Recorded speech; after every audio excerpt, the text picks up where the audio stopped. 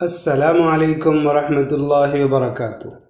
میں تنویر خالد حاضر ہوں آپ کے ساتھ عربی سیکھے سلسلے میں مفتاح العربیہ حصہ دوم کے الدرس الثلاثون 30ویں سبق کے ساتھ۔ 30ویں سبق میں آج ہماری آخری مشق ہے عربی میں ترجمہ کیجئے۔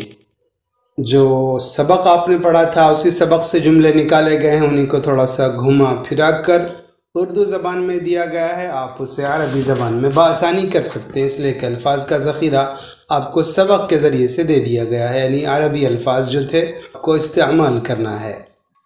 مسلمان ہمیشہ میری زبان اور ہاتھ سے محفوظ رہے۔ آپ کو یاد ہوگا پہلا جملہ تھا المسلم من سلم المسلمون من لسانہ ویدہ، تو اسی سے آپ بنائیے تو مسلمان ہمیشہ میری زبان اور ہاتھ سے محفوظ رہے۔ المسلمون سلموا، مسلمان محفوظ رہے۔ المسلمون جمع ہے، جمع مذکر ہے، اس وجہ سے سلموا جمع مذکر غائب کا صیغہ ماضی کا استعمال کیا گیا، دائماً ہمیشہ۔ من لسانی میری زبان، اور ویدی اور میرے ہاتھ، تو زبان میری زبان اور میرے ہاتھ سے مسلمان ہمیشہ محفوظ رہے۔ مذہب سچائی ہے، الدین الصدق، مذہب سچائی ہے۔ جیسے تھا الدین النصیحہ، اسی طریقے سے الدین الصدق، الدین الصدق۔ الاسلام الامانہ، اس کو الاسلام امانۃ الدین صدق وغیرہ بھی ہو سکتا ہے، لیکن الدین النصیحہ والے انداز پر ہم ترجمہ کر رہے ہیں، اس وجہ سے ایسا کیا گیا۔ اسلام دیانت داری ہے، الاسلام الامانہ۔ بہترین کام مخلوق کی خدمت ہے، افضل الاعمال خدمت المخلوق، مخلوق بھی عربی ہی کا لفظ ہے، اور ایسے آپ چاہیں تو الخلق کا ترجمہ بھی مخلوق ہوتا ہے، تو بہترین کام مخلوق کی خدمت ہے۔ افضل الاعمال خدمت الخلق، خدمت المخلوق، خدمت خلق جو ہے یہ بھی اردو زبان میں بعین ہی استعمال ہوتا ہے، بس یہ ہے کہ اردو زبان میں خدمت کی تا جو ہے وہ لمبی سی ہوتی ہے، اور عربی زبان میں یہ گولتا کی شکل میں ہے۔ بہترین طالب علم محنتی طالب علم ہے، خیر الطلاب المجتہدون، خیر الطلاب المجتہدون، بہترین طالب علم محنتی طالب علم ہے۔ بہترین طالبہ وقت پر مدرسے آنے والی طالبہ ہے، افضل الطالبات القادمات الى المدرسة على الميعاد، افضل الطالبات القادمات یہ ہو گیا بہترین طالبات آنے والی ہیں کہاں کی طرف؟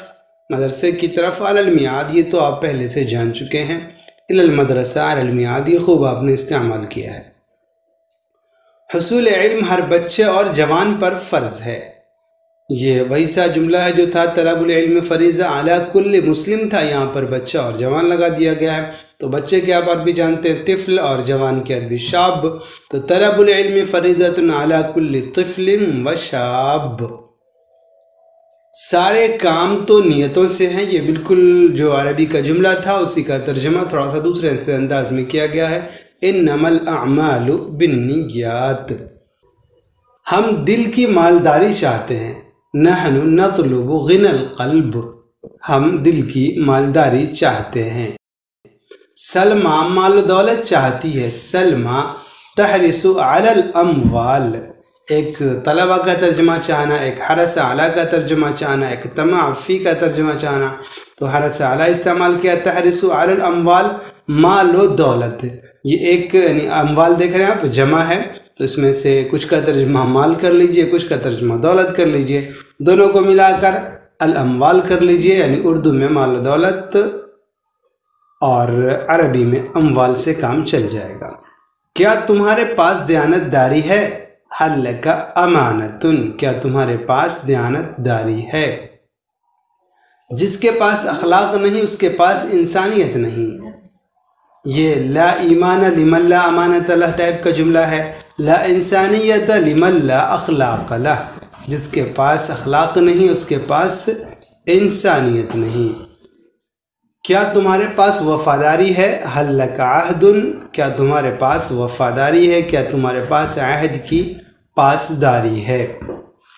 استاذ کی طالب علم پر ایسی فضیلت ہے جیسی چاند کی تمام ستاروں پر، فضل الاستاذ علی الطالب کفضل القمر علی سائر الکواکب، فضل العالم علی العابد۔ بس اس کے اندر آپ کو تبدیلی کرنا تھا، عالم کی استاد کی فضیلت ہے تو استاذ لگا دیا عالم کی جگہ پر، اور جس پر فضیلت ہے وہ وہاں پر تھا عابد تو اس کی جگہ پر طالب لگا دیا، اور اس طریقے سے آپ نے مکمل کر لیا۔